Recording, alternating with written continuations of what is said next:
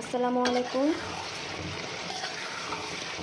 আজকে গরুর মাংস দিয়ে খিচুড়ি রান্না করতেছি। আর খিচুড়িটা একটু অন্যরকমভাবে রান্না করব, দুই রকমের চাল দিয়ে। এখানে মাংস, আলু আর কাঁঠালের বিচি আমি একসাথে ভালোভাবে কষাইতেছি। কষানো প্রায় শেষ।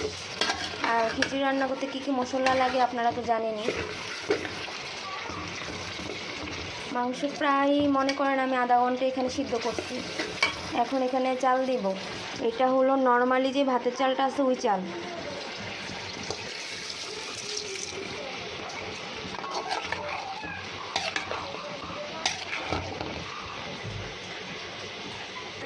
এখানে বুটের ডাল আছে, বুটের ডালগুলো দিব।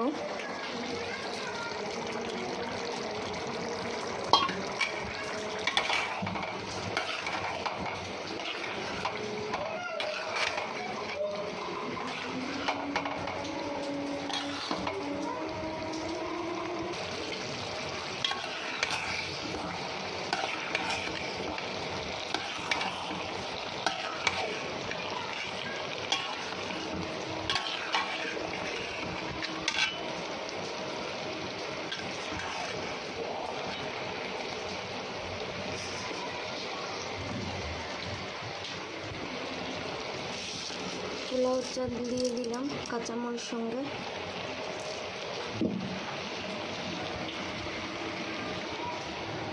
মসুরির ডাল আর মুগ ডাল।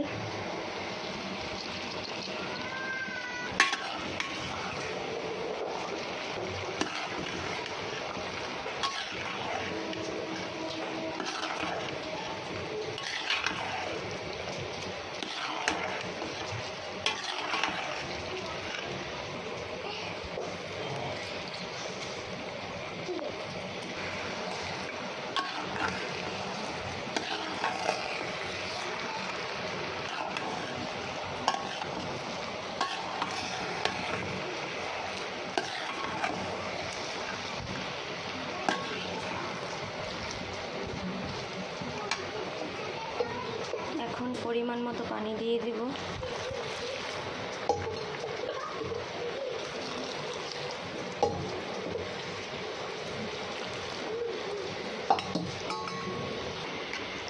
এই তো খিচুড়ি রান্না হয়ে গেল।